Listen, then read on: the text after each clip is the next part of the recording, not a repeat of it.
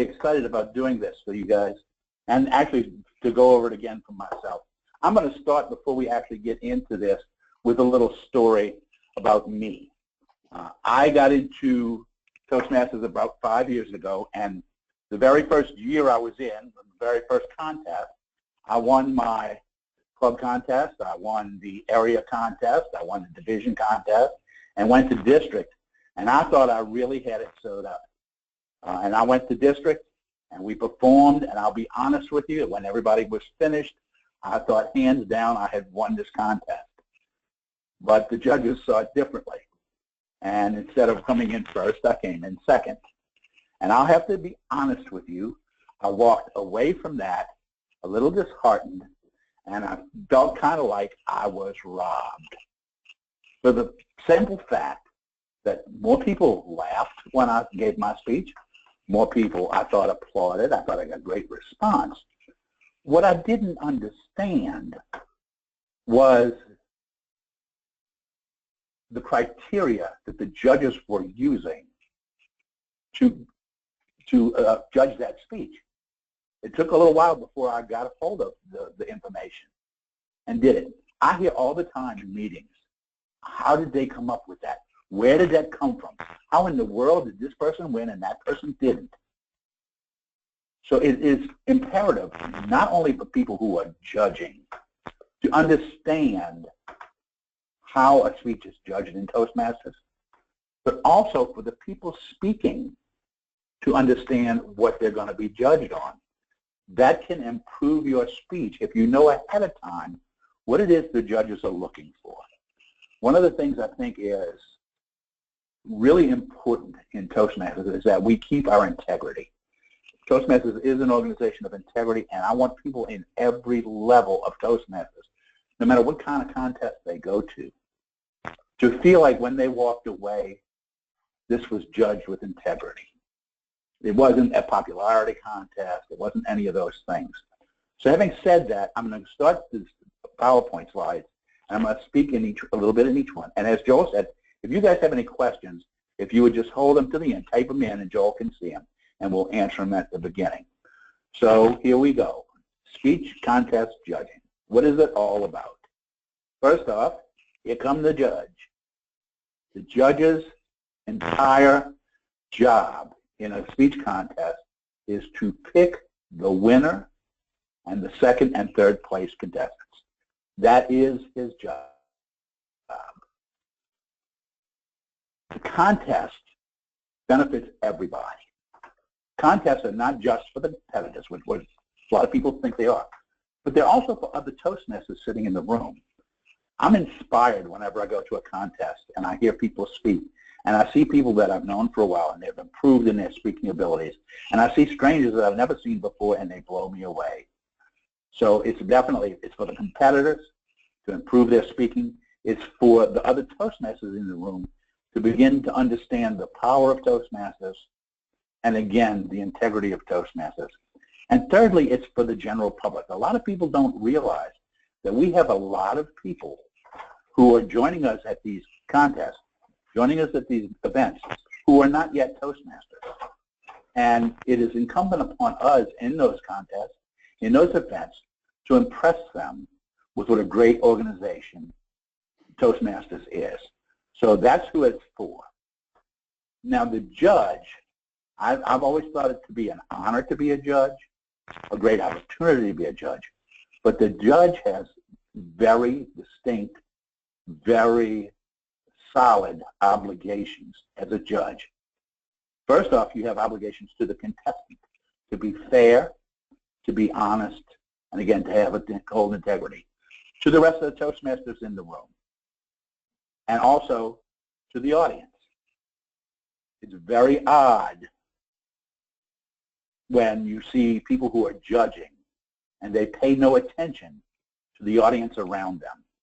But that's just normally because they've not been told that part of the obligation of a judge is not just to watch the speech, but to watch the audience's reaction to that speech. And we'll get into that a little more as we go along.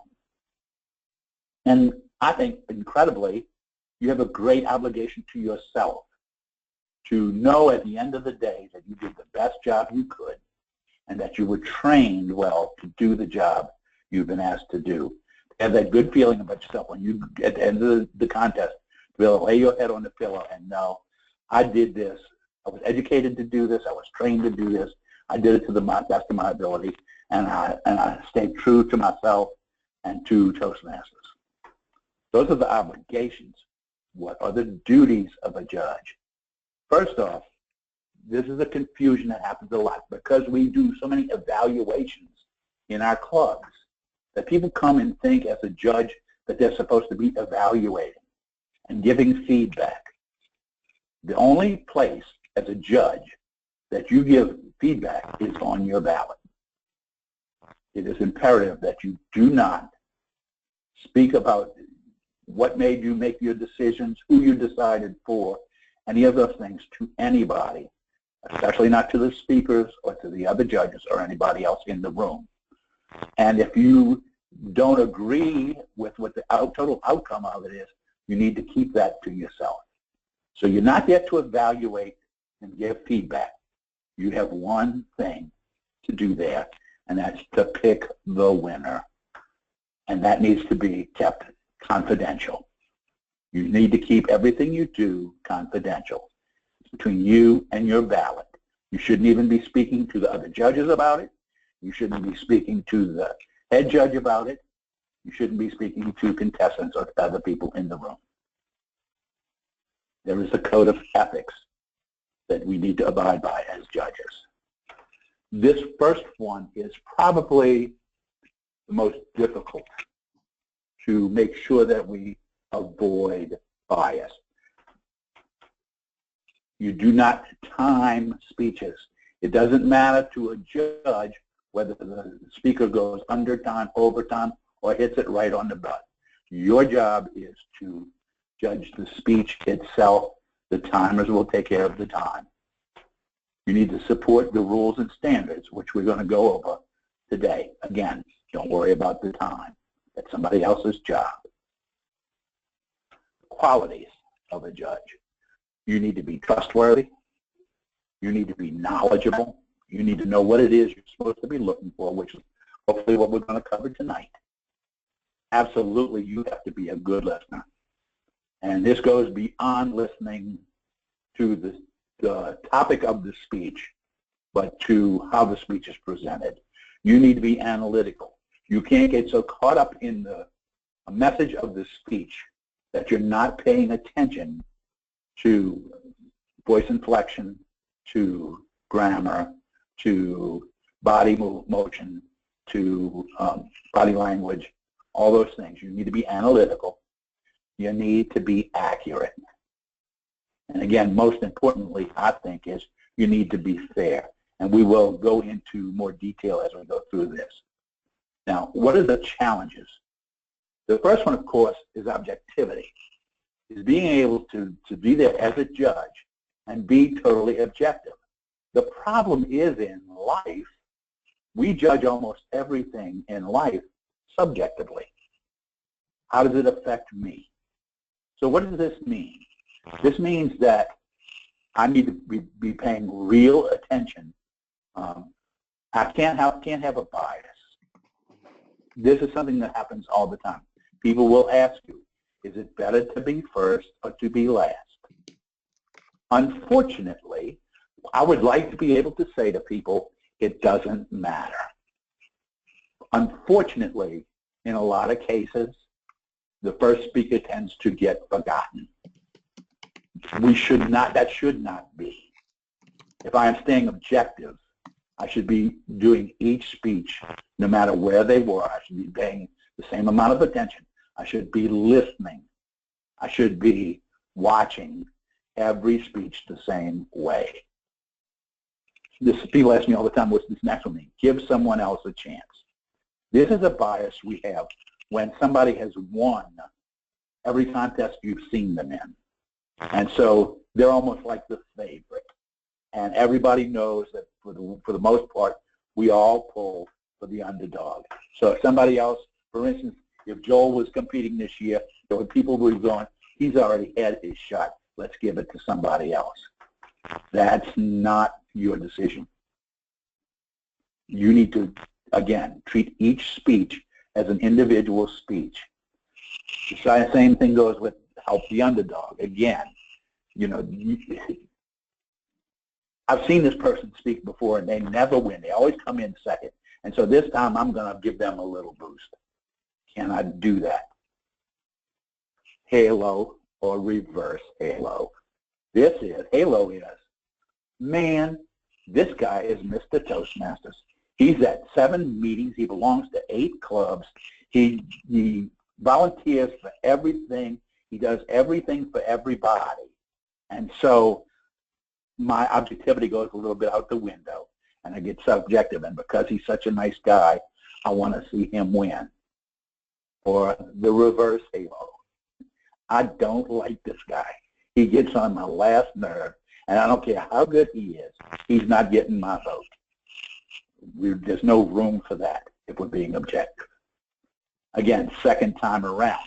This happens often if you're participating in your club, then the area and your division, and then the district. And maybe you've seen somebody give the speech at the area, and man, they killed it. They knocked it out the park. You saw them do it in the club, and they knocked it out the park. And they get to the division, and they stumble a little bit. There is a tendency to say, well, you know, I know how good that really is. And if he gets another chance, we'll be able to he'll pick it back up again. Cannot do that. So be careful if you've already seen a speech, second time you've seen it, maybe third time you've seen it. You cannot judge in the past or in the future. You can only judge the contest you're at right now. Some other barriers to objectivity. This is not my norm. I see this constantly. In some clubs, in some areas, it is normal for the speaker to stand behind the podium and never move and present his speech. In other clubs, that's frowned upon. You want the person to put the lectern on the side and have free roaming the stage, making their points, making sure they make, you know, use the whole stage. Or in some clubs, it's more conservative. In some clubs, it's more liberal. So it's different from your club. That's not what you're judging on. So understand that there are many different methods of delivering the material. As long as it's effective, it doesn't matter whether it's what you're used to or not. Speaker prejudice. I like the way that guy or that girl looks. I like the way they speak. That's, again, it goes back into I really like that person or I really don't like that person. And we kind of touched on that a little bit earlier, but you cannot let that in coming into your judging. Even more is the subject prejudice. This is where we're getting into the message and not the messenger. We're not looking at how the topic was delivered, how it was put together. Does it make sense? Was it the structure of the speech great? Did they have a great opening and a great closing? But they may have done all of that. But if I don't agree with their message, well, they're not getting my vote because I don't agree with that. That could be a liberal message on conservative ears or a conservative message on liberal ears. You're not there to judge the message. You're there to judge the messenger in this case. How was the message presented? Personal preference. And again, that could be the person's style. That could be you like the way they look. You like the subject that they're presenting. All of those things. This next one, after this training tonight, no one here should be able to say, I'm unfamiliar with the judging form. But again, if you're not familiar with the judging form, that can be a barrier to your objective because you don't know exactly how you're supposed to be doing it. And then misconceptions about how to use the judging form. This is the bottom line.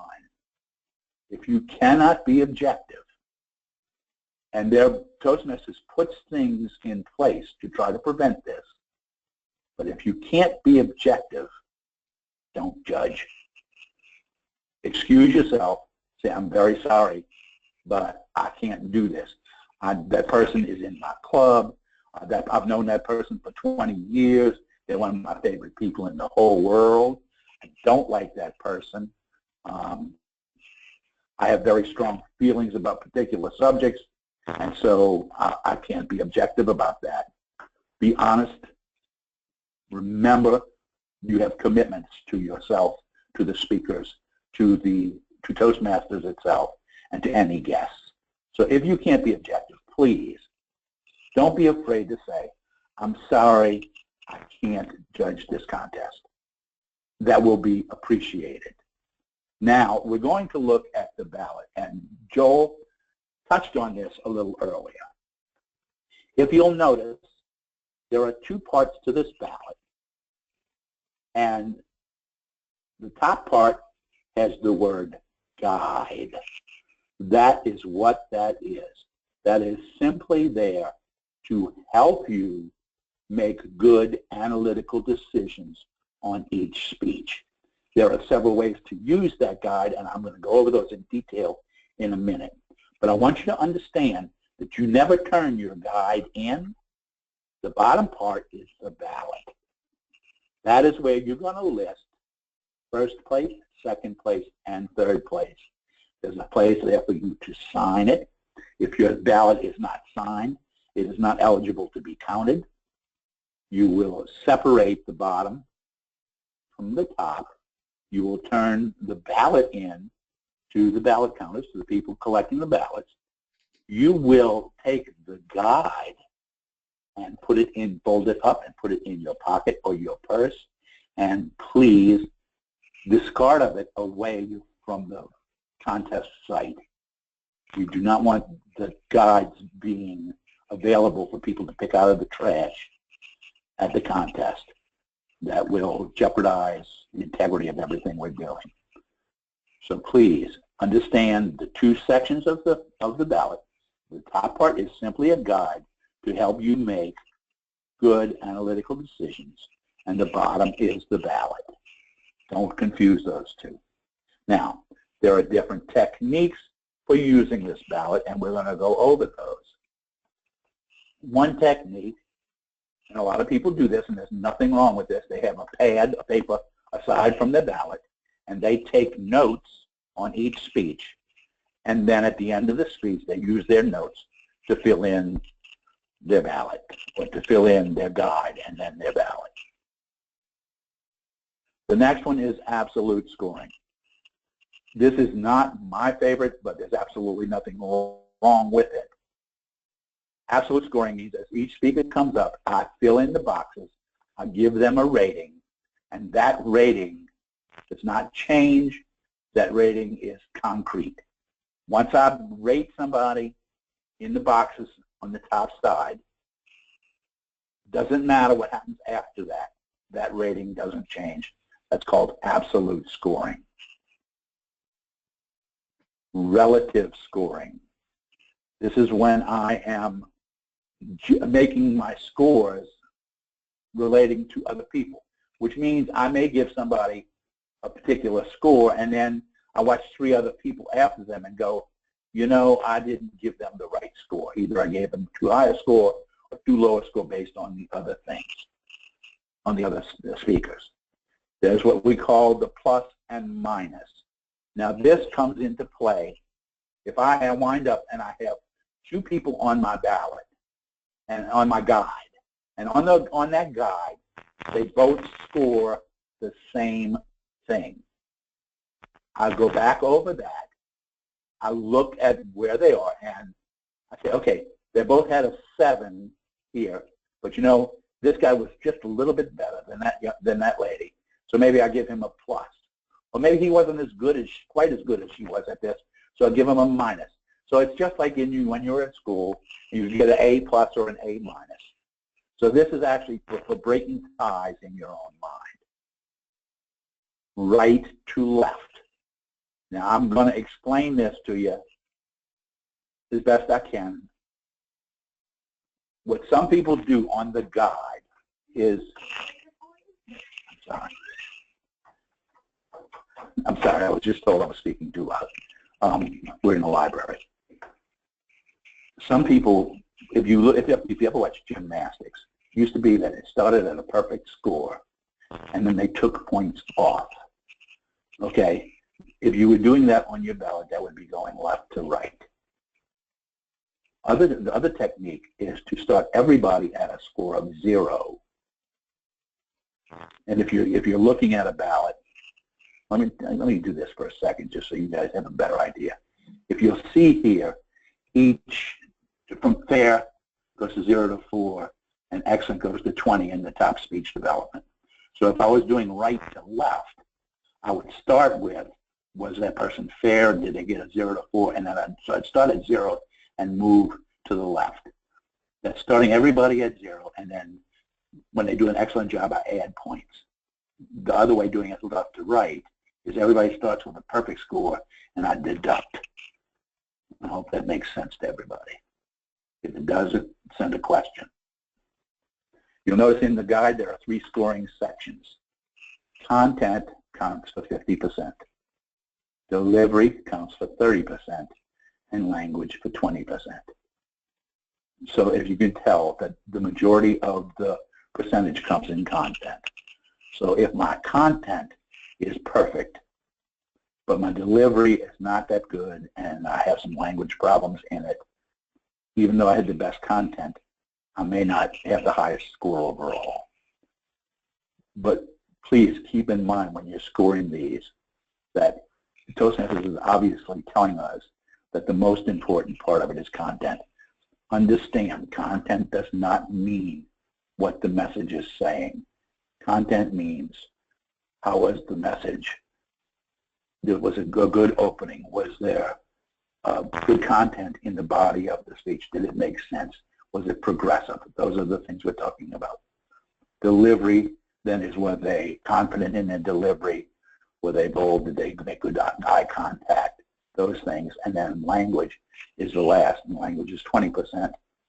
And we're going to talk about this a little more as we go through speech development structure. This is in the 50%. Did it a good opening? Did it engage the audience? And this is why I'm saying, as a judge, you have to not just at the speaker, but you have to pay attention to the audience around you. Was the audience engaged in what that speaker was saying, even if you weren't? Does it have a clear, specific purpose?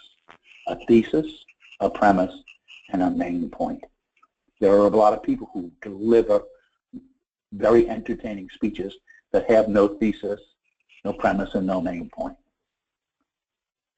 Did they indicate the structure? Could you tell what the structure was that they were using in their opening? Did they say, this is what I'm going to be telling you? This is the old Toastmasters adage, tell them what you're going to tell them, and then tell them what you told them. So the opening would be, I'm telling you, you know within the first few minutes what the speech is about. Then there's the body. How was the entry into the body of the speech? How did they go from the opening into the body? Did they use a story, a fact, and an example? Let me say this to you. It says story, fact, and example. It doesn't mean that they have to be in that order. Some people will give you a fact. They will then tell you a story to back up that fact, and then give you an example of how that worked. Other people will give you the example, and then a fact, and then the story to back it up. But are those 3 things in it? How are their transitions? When they're going from one point to another, is it ragged? Is it jumpy? Does it make is the transition smooth from one story fact example to the next story fact example? And then the exit from the body in their conclusion. In their conclusion, did they restate the structure? Did they tell you what they just told you? Do they restate the thesis? And do they give you a takeaway value? Takeaway value can be done in giving you a challenge, making sure that you understand that when you walk out of there, they remember what it was you were trying to say. Content. What is good content? Speech development, support material. Is that stuff relevant to the thesis that they're giving you? Was it smoothly presented? And then entry into the body. Again, the transition between the stories. That should be smooth. It should not be, this is the end of this fact, example, and story, and now we're moving into the next one. The transition should be smooth. And then how is their exit from their body? When they move from the exit into their conclusion, does it make sense? Did the ideas that they gave you build on one another? Did they start off by giving you one example, that and story, and then the next one builds on that and proves the second one proves the first one true. The third one proves the second and the first true. Parallels and flashback. Is there a point in the story where something they mentioned in the opening, they call you back to that, or they give you a flashback to that again in the story? Some people will do that 2 or 3 times. Some people will do it only in the conclusion. But is there parallel and flashback? Effectiveness. This, again, is when we have to be cognizant not only of the speaker, but of the audience. Did they achieve the general purpose? What they said they were going to speak about, did they do that effectively so that everybody in the room understands the point they're making? The achievement of a specific purpose. In some speeches, that achievement of that specific purpose is to get the audience to change their thoughts or their actions on something. Most really good speakers always challenge their audience, whether it's a direct challenge or just within the content, to change their thoughts, their beliefs, or their actions. Again, was the audience interested? Was he connecting with the audience, or she connecting with the audience, or were they just speaking to themselves? Audience reception. It's real easy to tell and to be more subjective when I'm thinking about what everybody's thinking of the speech and not just what I'm thinking of the speech. And again, was the appropriate subject for the audience. Now, this is not necessarily talking about foul language or adult subjects. In Toastmasters, when people come up and they give content on something that is particular to one small group of people somewhere, that's not appropriate for the audience they're speaking to. This also can include, was it too blue, which means, too liberal, or it could be too conservative. We've had people in area district who did not move on because the subject matter that they were talking about was not of interest to the audience they were speaking to. That's important not only in Toastmasters, that's important if you're planning on speaking for a living. One of the first things any coach will tell you is know your audience. You're there for them, they're not there for you. Again, with content, what was the value of the speech? Was it meaningful? Did it have original thesis and supporting material? Did it have substance and logic? Those are very similar, but you can give substance and not give any logic to it, and it makes no sense. Does it make the audience, what was the old phrase, does it make you stop and go, whether you agree with it or not? Did it make you think? What did it have important ideas in it, or was it just all trivial? This is what I want you to understand. It can be humorous. Doesn't mean it's a humorous speech. If it's just a humorous speech, it's not in the right competition. But if it's a humorous speech and humor is being made to make a meaningful, substantive, logical presentation, humor is always good. I don't know of any of the best speakers around the world that don't have some humor in their speech. Sometimes speeches can be so meaningful and so substantive that people forget to put any humor in it at all, and by the time you get to the 7 minutes, the audience is worn out because you have just brought them down and down and down. I was told early on, you always, no matter how deep your subject is, you always have to have a point where you let the audience breathe, where you let them get up. Humor succeeds in that. Does it make you think? Did it touch your heart? Did it tickle your funny bone? If it did those things, it's more than likely good. I like this one, delivery, physical. Now, was the appearance congruent with the purpose? Now, if the guy in this picture is speaking to us about the disco days, this is a great way for him to be dressed. But if he's speaking to us about business planning, obviously it's not congruent with the purpose. And he's talking to us about disco and he's in a three-piece suit, that's probably not congruent either. Does the way they're appearing match the message that they're giving? Is it congruent with the thesis? Their face. Now, this doesn't mean are they attractive or do they look like me? This means are they facial expressions? Are they smiling? Are they warm? Are they friendly? Their hands. What are they doing with their hands? There are those people who will put their hands in their pocket, not a good thing to do, and there are people who wave their hands around the whole time. It's totally distracting. Are they making good use of their hands? Are they using hand gestures in an appropriate way? Body movement and position. This, to me, is one of the most important things that you can do, and I want you to understand something here. You can have body movement that covers the entire stage. You can have body movement that never moves from behind the lectern. Is that body movement appropriate to what the person is saying? A lot of times when we understand that there's a certain way you use the stage to great effect, especially when you're telling a story.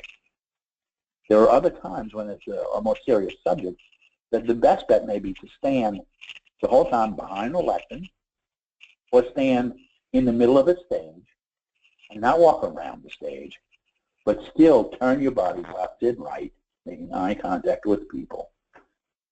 Again, this is where we have to make sure that we don't let our norm get in the way of our judgment. Eye contact. Were they making eye contact with people in the audience, or were they looking over everyone's heads? Or were they staring at their one friend in the front row and not making contact with other people? What were the detractors? Detractors could be anything from wearing a gaudy jewelry or a name tag or a pen in your pocket or your clothes are not right for the lights that are on you, to you shuffle your feet, to you stand with one foot up in the air, anything that's detracting from your paying attention to the point that they're trying to make. Delivery. Physical, their body language and position, their posture. Do they punctuate and demonstrate with their body and with their hands? What is their energy like? Are they up? Are they excited? Are they down? And are they doing those in the right places? Anybody who's doing it, there should be some difference in their energy in order to punctuate and demonstrate different things in their speech. Is it smooth and purposeful? Again, is it congruent with the purpose? I have seen people do speeches where they run all over the stage, and it makes perfect sense with their speech.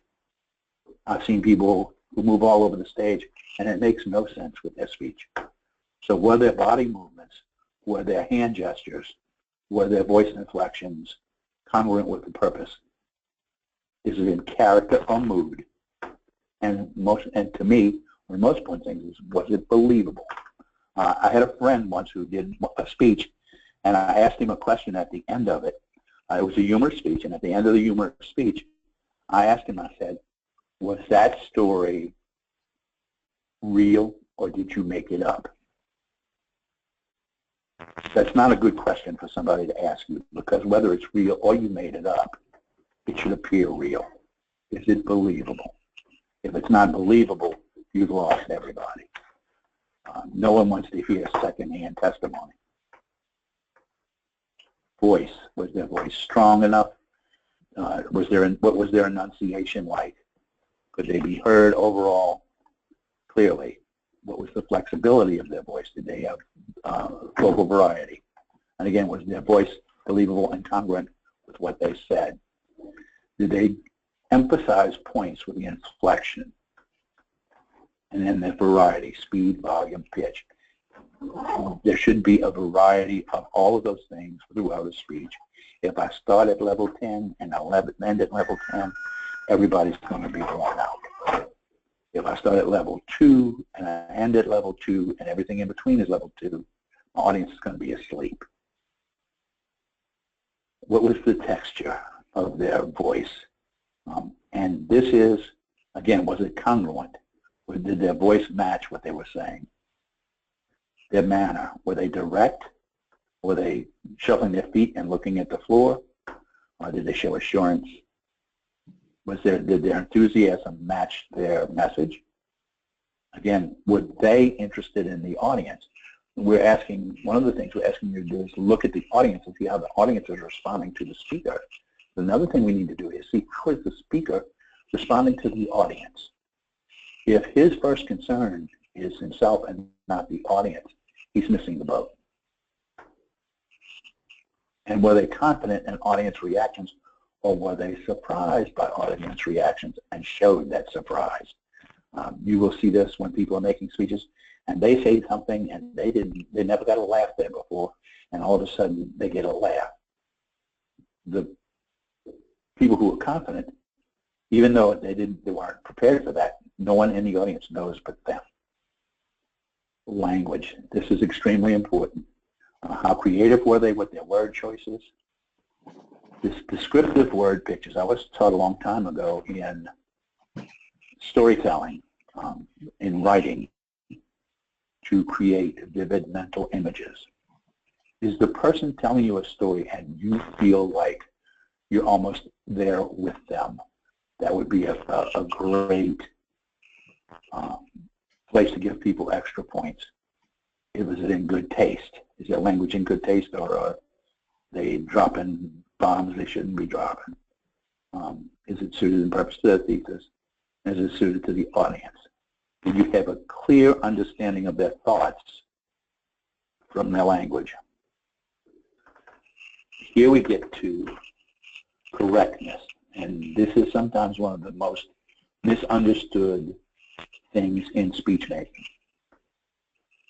These are things we want to look at. The grammar. How many grammatical errors are there? Are they using great word choices and phrases?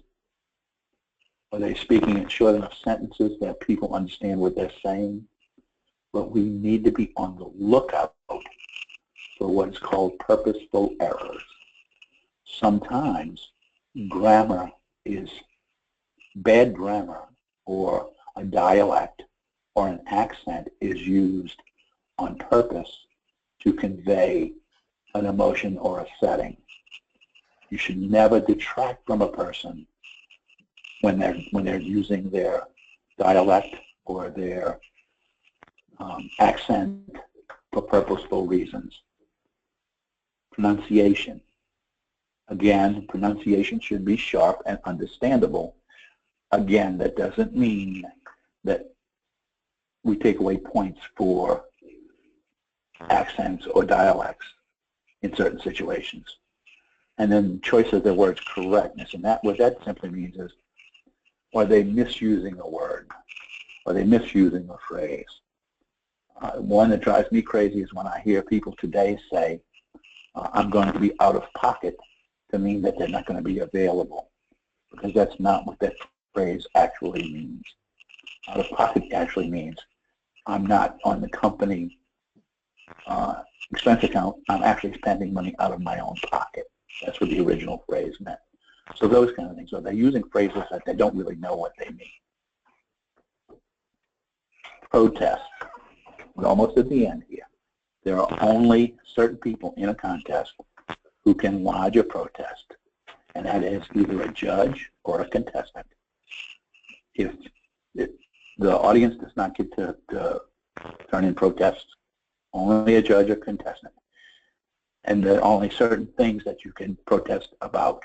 One is too much quoting. There should never be more than 25% of the speech that is quoted material. All quoted material should be assigned to the people who quoted it. Was a speech partially plagiarized? If you've heard this before somewhere else, and you know that this is not original, that's a good reason.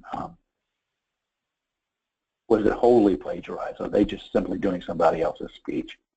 And then, of course, there's a protest procedure. The only way people can be disqualified is if they're not eligible, they didn't pay their dues on time, they didn't, for the International Speech Contest, if they hadn't done 6 speeches before the contest. Those kinds of things will make you ineligible.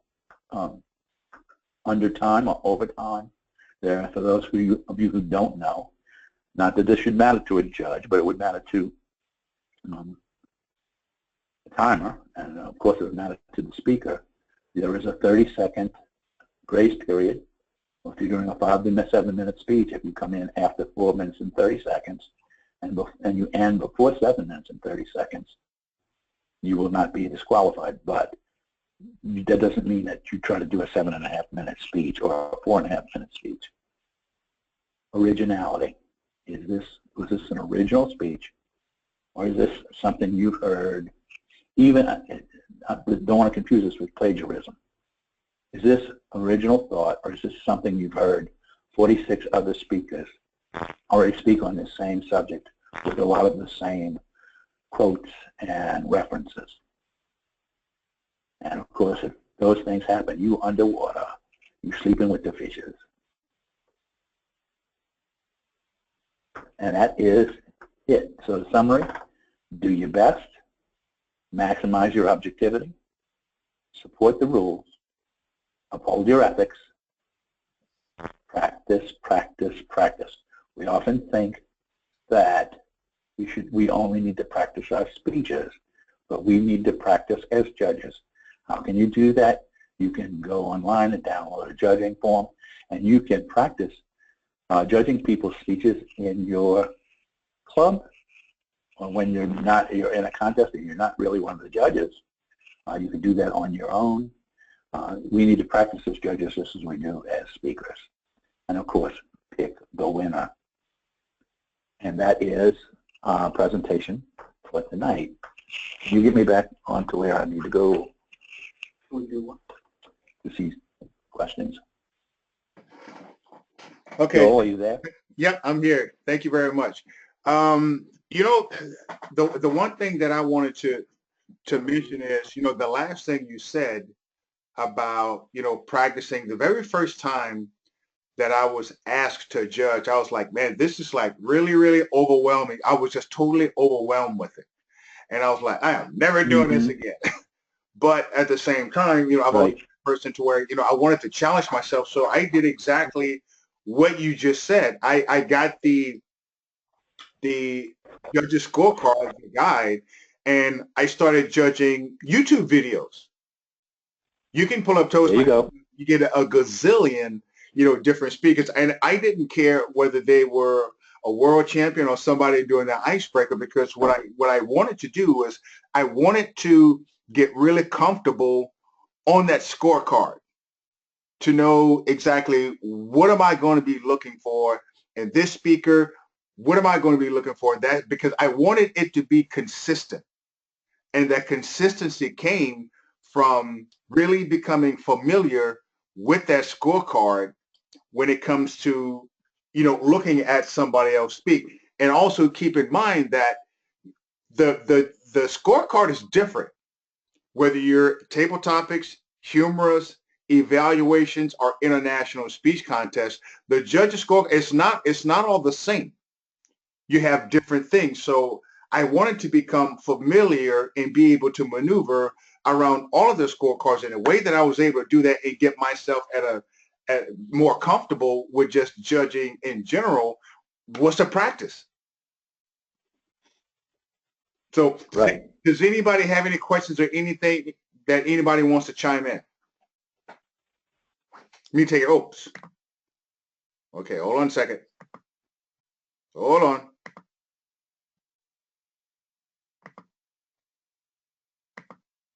Okay, now we can all talk.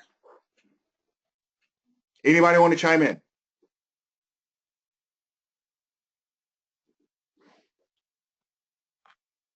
Okay, or did I? Well, Joe, either I did a good job or I put everybody to sleep. Okay, did they? I think you did a great job, Chick. It was wonderful. And I would like to see the practice.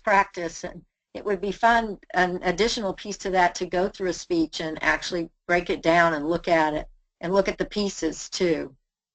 I think Right. that would be helpful. But it's wonderful. Every time I hear it, I get something different.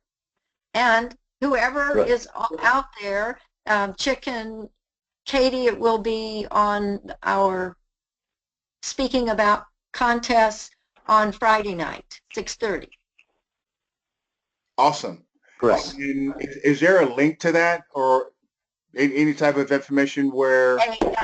It's a conference call, and the information went out on. Tina put it onto Gotcha. onto her letter that she sent out. I believe it was there, and I can send it to anybody if you want something. It was on the newsletter that she sent out yesterday or day before yesterday. I think, yeah, I'm almost sure that's correct. Okay, great. And I'll tell you another thing. When it comes to that scorecard or that guide, when it came to speech writing, and this is from the very beginning, I've always had that with me when I wrote my speech, because that really helped me to know what I was going to be judged on. If anybody's going to be competing, especially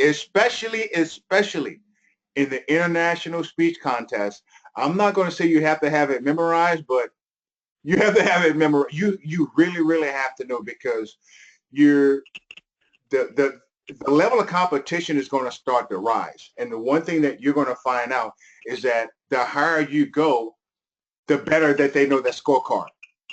And I remember when I went to Atlanta to spend that day with Mark Brown, that was the first thing he broke out, was that guide.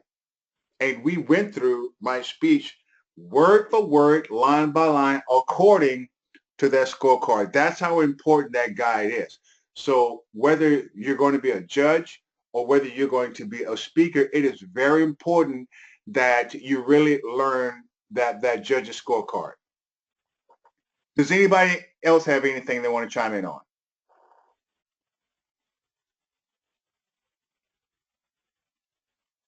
Nobody? Okay, Joe, you recorded this? Yep, sure did. And how can people access that? I'm going to go ahead and convert it tonight, and I'll send it to Tina so she can have Sarah put it on the website. Awesome. Okay. Because unfortunately, I think a lot of people couldn't make it tonight that would probably like to hear it. Yeah, not a problem. That's an easy fix. But Chick, thanks a lot for taking the time out of your day to do this. I want to thank everybody that took the time to call in for the call. Thank you all very much. Have a great evening.